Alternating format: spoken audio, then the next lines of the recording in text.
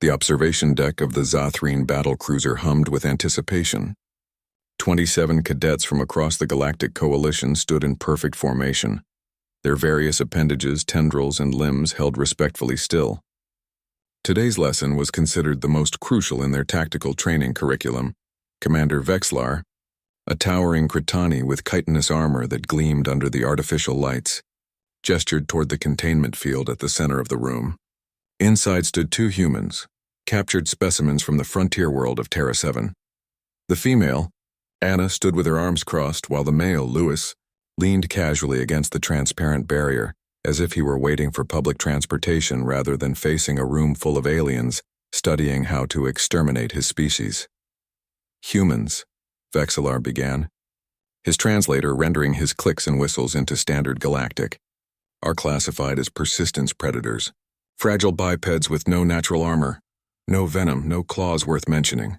Their homeworld's gravity is punishing by civilized standards, and yet they have spread across 17 systems in less than 2 centuries. A silicate cadet raised a crystalline limb. Commander, if they are so weak, why dedicate an entire training module to their elimination? Vexlar's mandibles clicked in what might have been amusement.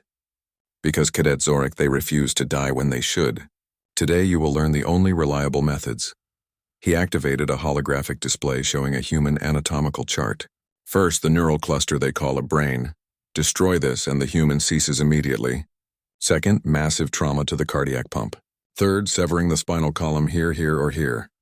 Inside the containment field, Louis nudged Anna with his elbow. Hey, he's actually not wrong about the brain thing. Anna kept her eyes forward, but a slight smile tugged at her lips. Give it time, Vexlar continued, warming to his subject. Humans possess a troubling redundancy in their systems.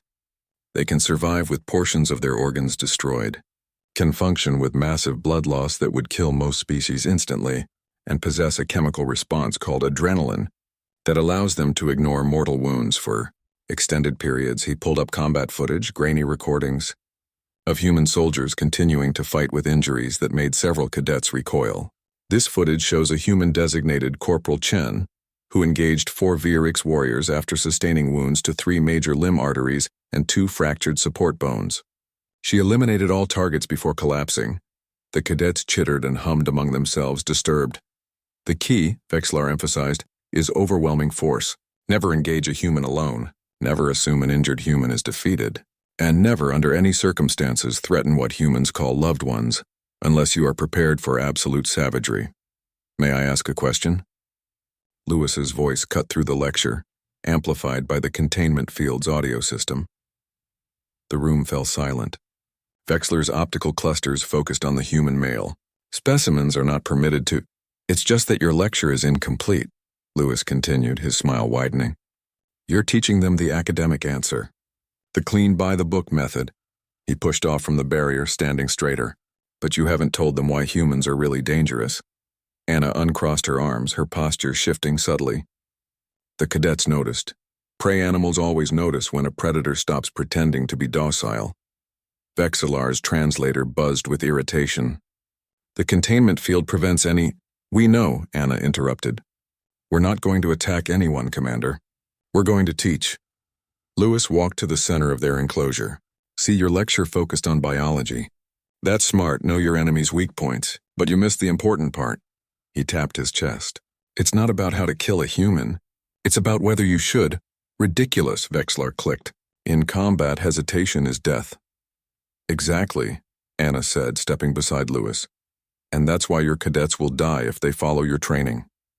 She looked directly at the assembled students. Because humans don't fight like you do. We don't follow the galactic conventions of warfare.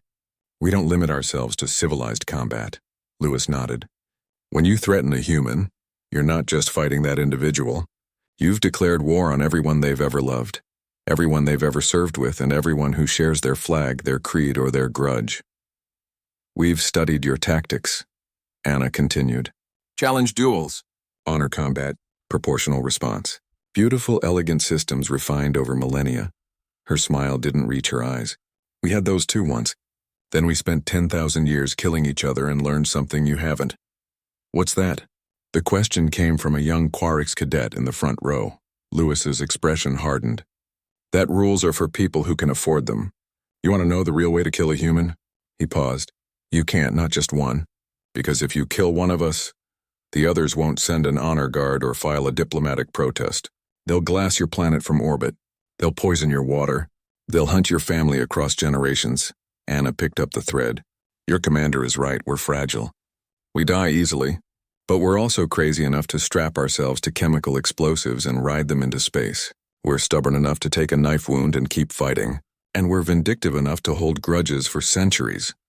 This is absurd, Vexlar interjected. You speak of atrocities that would violate every convention you've ever written, Lewis finished.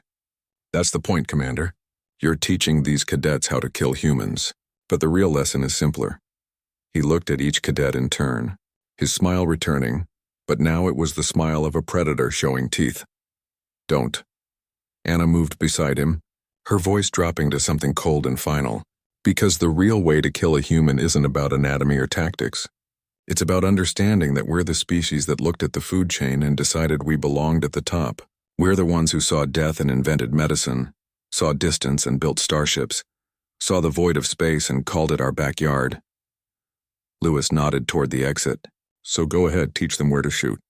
But make sure they understand if they pull that trigger, they'd better kill every last one of us. Because we don't do proportional response, we do total war. The observation deck remained silent. Commander Vexlar's translator didn't activate for a long moment. When it did, his voice was quieter. Training module concluded. Cadets dismissed. As the students filed out, subdued and thoughtful, Anna and Lewis returned to their casual postures. Just two specimens in a cage, smiling like they owned the ship because in a way they did.